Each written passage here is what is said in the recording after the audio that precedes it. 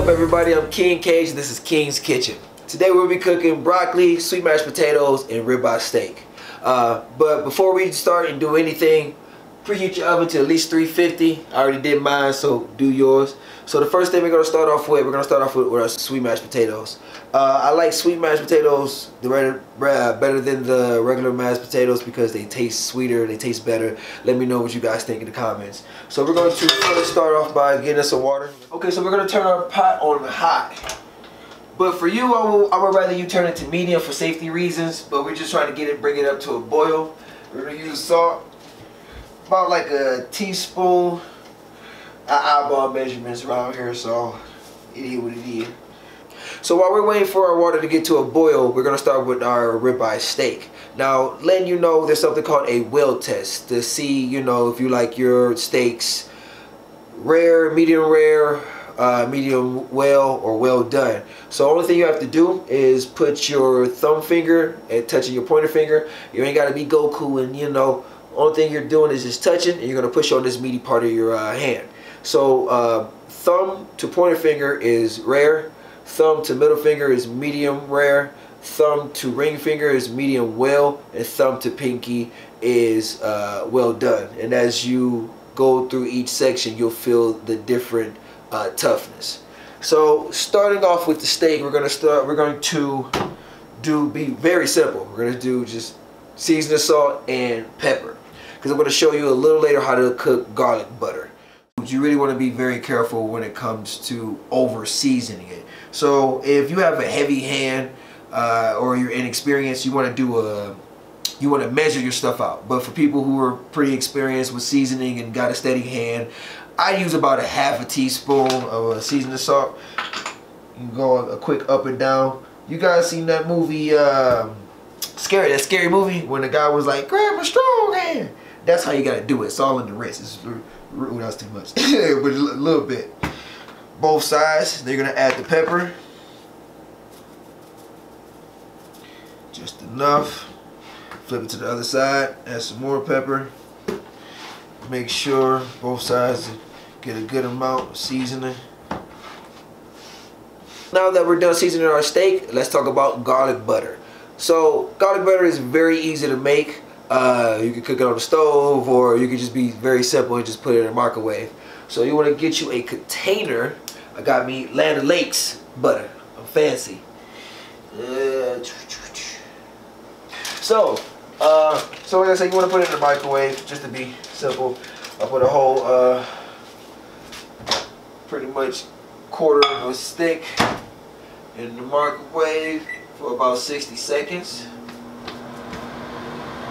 You guys see the white foam at the top? That's the fat of the butter. So what you want to do to clarify butter.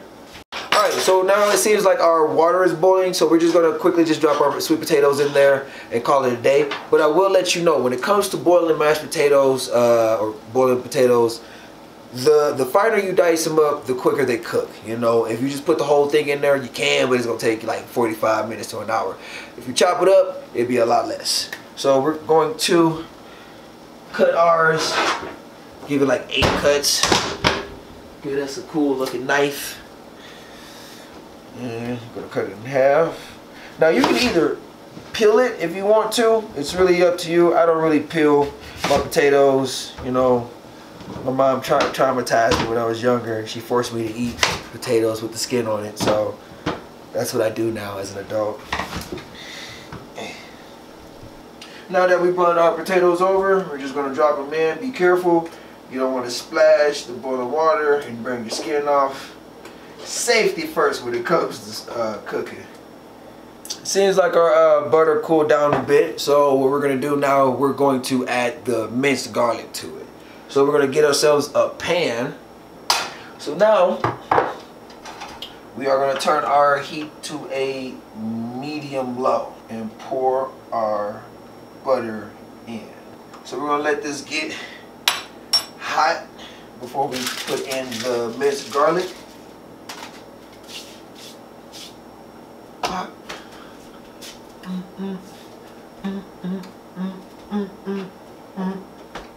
Sleep. Alright, seems like our butter is heated up nice, so we're going to add our minced garlic. Oi. So you're going to get at least a spoonful. You want to, if you're using minced garlic. If you're using minced garlic, try not to get too much of the liquids in there so it won't be popping off. You want to get it golden brown, and as soon as you see that, that's when it's time to take it off the skillet, pour it into another container, and let it cool down until later, because we're going to throw this on top of the steak once we put it on top of the once we put it in the oven. All right, you see how it's starting to become a little bit golden around the edges. Now, as soon as for me, that pop hurt me. So as soon as I start seeing some of them turn brown, I know it's getting closer to the time to take it out and pour it into another container. This looks really good. So this is about done. Take it off. And I'm going to pour it inside here. Get all the goodies. All the goodies. All the goodies in there. Now, just because you took it off the skillet does not mean that it stopped cooking. I believe it's called residual cooking. You know, even though you took it off the skillet, it's still hot.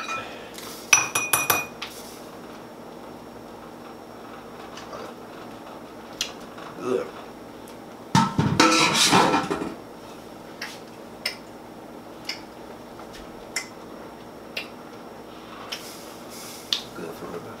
Alright, so now we're finally going to get to the steak, the cooking of the steak part. Yeah. Alright, so we're gonna put our pan, we're gonna turn it to high. And we are going to give it some we're gonna pour some olive oil in there. Now, when it comes to pouring olive oil and steak. Now remember, steak has its own fats, its own juices, so you don't want to pour too much olive oil, because once the steak starts cooking, it's going to start pouring more liquid into there. So it'll be a little bit, and then you put the steak in there, there'll be a lot of it. So make sure you put a good amount. So as we're pouring it in, again, I eyeball. As it heats up, it'll expand on its own. The olive oil will expand on its own. Make sure you whoosh it around, get it an even coat around the pan. Let that heat up. That thing, I think I got burn marks. That hit me in the arm. So we're gonna bring our steak over. Now what I like to do, I like to cook it 60 seconds on one side, flip it, 60 seconds, flip it, 60 seconds, flip it, 60 seconds. Now you guys remember that well test that I talked about? As you're cooking, that's when you want to start pressing on it and doing the well test to see how well you want it. Even though we're going to put it in the oven to finish it off, doesn't matter. Still, it's pretty much to your likeness. You know, make sure it's to your likeness. So we're going to put the slowly. Alright, so on the first initial flip, this is flip number 1.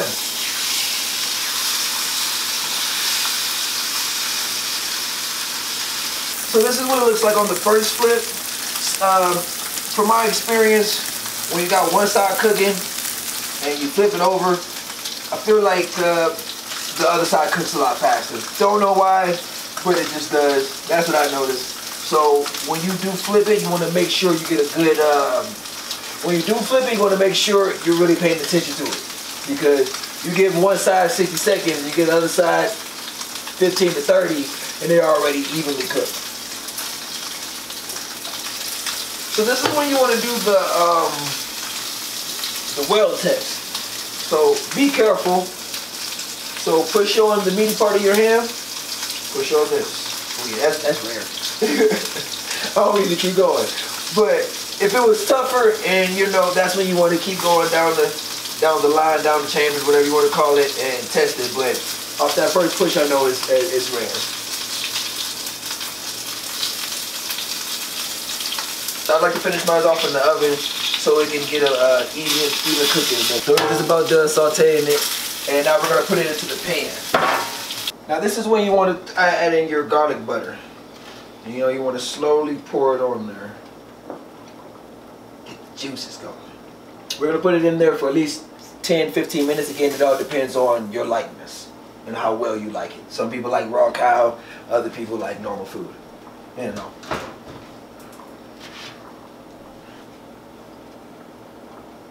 So as we're still waiting for the potatoes to boil and the steak to cook that's in the oven, we're going to bring our attention to the dishes. You know, instead of waiting to be done cooking, then you got to wash the dishes, you might as well just wash the dishes while things are cooking. We're going to check on our potatoes. Now, when it comes to mashed potatoes, I'm checking to see if they're done. You want to use a fork, knife. I say fork just to be safe. And you want it to go all the way through, and I'll explain a little later. But you want it to slide all the way through, like without really putting too much pressure to it. I mean, you got to put a little pressure to it, but when it just goes through like that, that's how you know it's done. You want to turn that down. Get you some tongs, wherever I put mine at, found them. Get you some tongs. And the safe way is to, you know, just take the potatoes and put it into a different container. And then from there, you're just going to take the pot of water and pour it out, you know, or you can just take it to the sink and just pour it out to a strainer. But I just feel like, again, safety first. Now we're going to bring this same pot and bring it back. You're going to put the potatoes back into the pot, and you're going to get you a spoon or something to mash them up with. And the ingredients that we're going to use today for this is heavy cream, cumin, cinnamon, and butter, and honey. It's like, it's a lot, but it's not a lot. So you want to start mashing them as you go. You pour a little bit of heavy cream in there. Not too much, just enough. Now you see how easy it is as I'm mashing. That's why I wanted the knife or fork to go all the way through, because it makes the mashing that much easier. And I know you are wondering, asking, you know, how much heavy cream am I supposed to put in there? It's always about your liking and your taste. So if it's too thick, pour a little bit more heavy cream and stir. Sometimes it can get messy. So as you see, I like mine's creamy. Not too creamy, but I don't want it to be a thick paste. I wanted it to have a nice consistency where I like it. Okay, so now it's time to add in the seasonings. Now you want to taste it first so you can just get a range of, you know, how sweet it is, because sweet potatoes has its own natural sweet taste. Good. Add some cinnamon, not too much, just enough. I told you we eyeball measurement, so you remember, you can add but you can't take away. A little bit of cumin. To me, it gives it like a spice with sweet taste. You smell it as soon as you put them together. I feel like cinnamon and cumin are really good together. If you got a different combination or a different way of seasoning your mashed potatoes, whether it's sweet or the regular white potatoes, let me know in the comments, and maybe I'll try it later. Okay, add some honey. I don't really use too much white sugar or brown sugar. I like honey, especially organic honey. It just gives off a cleaner, sweet taste to me. Now we're gonna do our broccoli. So when it comes to broccoli, you don't want the stalks. You know, you don't want this part right here. You want to get more so of the crowns. So like I said, you don't want this part. This part is pointless, useless. Y'all don't see it, but I'm missing. I'm like tossing the stalks in, and I'm missing the garbage can completely. This is why I'm a fighter and not a basketball player. So you want to get the crowns like a king, and we're gonna use really two very simple ingredients, which is pepper and salt. You know, not to overcomplicate things. So what we're gonna do now, we're just gonna take our broccoli over to our pan. We're gonna put it on a medium high, wait till it gets hot, and we're gonna pour broccoli in. Okay, so let us check on our steak. Look at that. I did that. That was me. So you wanna let it sit for at least 5 to 10 minutes, let the juices sit and let it cool down. Because while it's hot, you cut it in the middle or cut it in general, all your juices are just gonna pour out. You're just gonna have a pan full of juices and you're gonna be salty. So as that's just cooling down, we're gonna just get back to focusing on the broccoli. Don't touch the hot pan. Alright, so now we're gonna add in the broccoli. Hit them with the pink when it comes to the pepper. And hit them with a little pink when it comes to the salt, but not too much. It seemed like that was a lot, but it wasn't a lot. You can add a little butter to it as well. Remember what I told you about salted and unsalted butter. This is salted butter, but I'm not putting too much because I didn't put too much salt into it. Take the broccoli off the skillet. So we're going to bring the broccoli, put it on the plate. We're going to get us a good scoop of sweet mashed potatoes. Alright, and now we're going to add our ribeye. Oh, this thing is juicy. We're going to add our ribeye steak to the mix. Oh my gosh. Oh my God. So we're gonna cut it in the middle. It's been about 10 minutes. I know my coach is like, you know, use a fork, but I'm forever a savage. And now you have a hefty meal that should last you a while, unless you got a family of 8 that eat it all and leave you none. I love y'all too. So thanks for watching. I appreciate the love. Make sure you subscribe to the channel and stay tuned for the next meal on King's Kitchen.